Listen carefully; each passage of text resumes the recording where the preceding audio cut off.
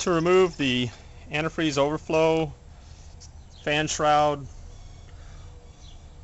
window washer fluid, to remove this whole piece, there are two 10mm bolts. It's a little hard to see, but right where this tip of the screwdriver is, there's two 10mm bolts that hold the top part of this in place. You can get to it using a 6-inch extension.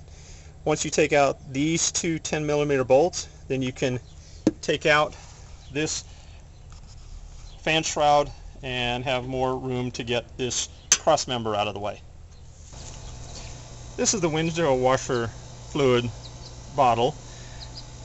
This is the pump, and at the bottom of the pump there's a hose that feeds to the window washer on your windshield. When you unplug this hose, all of the fluid that's in this window washer bottle is going to come draining out the bottom. So what I'm going to do is I'm going to take an extra hose, pull the old one off, pull the new one on, and I've got a long enough length of hose that I can plug off the end of it and then just keep it higher than the fluid level, and none of the fluid will leak out.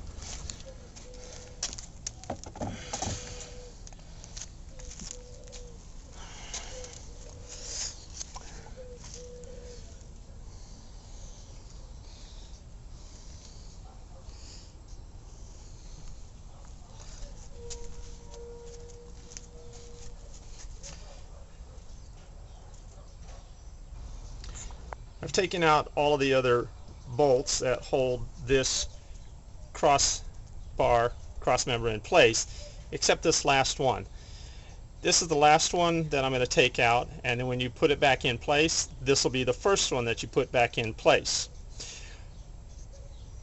Remember that there is an electric fan on some models. This particular model has an electric fan, so be sure and disconnect the electrical harness, which is way down at the bottom, and you can access it from the bottom. Now that all these bolts are out that hold this cross member in place, you have to use a little bit of effort to get this out. It's in there very tight. You can try and pry it, but then you might end up scratching up your paint. So what I've done is I've just loosened it up by giving it just a couple of little taps, and you can see it's going to come right out. Be careful of the air conditioner lines that are on this side. I want to show you the location of where the plug is for the electric fan. It's down at the very bottom, underneath the bottom shroud. You can reach it from the top, and once I get it apart, I'll show you a detail of how it comes apart. There's a red pin that holds it in place, and then the actual connector is a connector that you squeeze down and then pull out the green connector.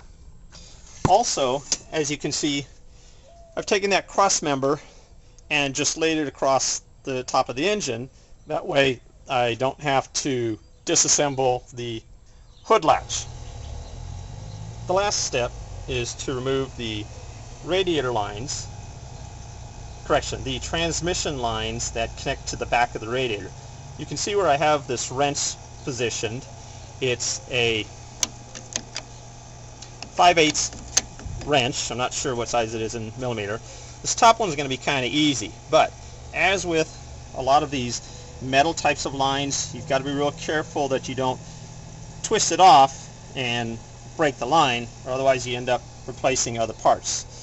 Now, the one on the bottom is below this other fan shroud, and it's going to be too hard to show you how to get to it, but I will have to get it off. I'll try from the top, and if I can't get it from the top, then I'll have to go from the bottom. Well, I'm working on getting the transmission lines on the other side removed. I can get the top one off, but I can't get the bottom. So I'm going to end up having to take off this bottom half of the fan shroud, and there are two 10mm bolts down at the bottom. You can see where I've got that socket and extension dangling. This side's pretty easy to get to from the top, but on the other side you will have to get to it from the bottom, and it is right down there someplace. And as you can see, that's the bottom transmission line down there that I can't get a clear access since this fan shroud's in the way. So once I have this fan shroud out of the way, on to the next step. Well, as you can see, the radiator is finally out. There's one of the transmission lines, and the other one is disappeared someplace, but I'll find it when I put it back together. This is the bottom half of the fan shroud, and once I removed it, I moved it back out of the way to pull the radiator up and out of the way. As you can see down at the bottom, those holes down there is where the radiator actually sits in, one on that side and one on this side. So when you put it back in, you got to make sure that you get it back into those spots. And as you can see, there's the radiator. There's the electrical fan, which hasn't been working, so while I have it apart, I'm going to check it and make sure, see if it works. If not, I'll end up replacing that as well. This is that connector that I was mentioning earlier.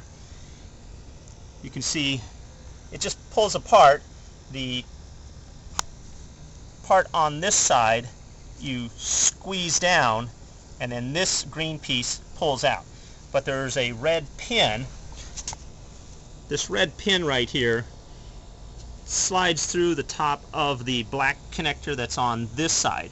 So you have to remove, or at least slide back, this red pin before you try and squeeze this black connector on this side to pull this green pin out.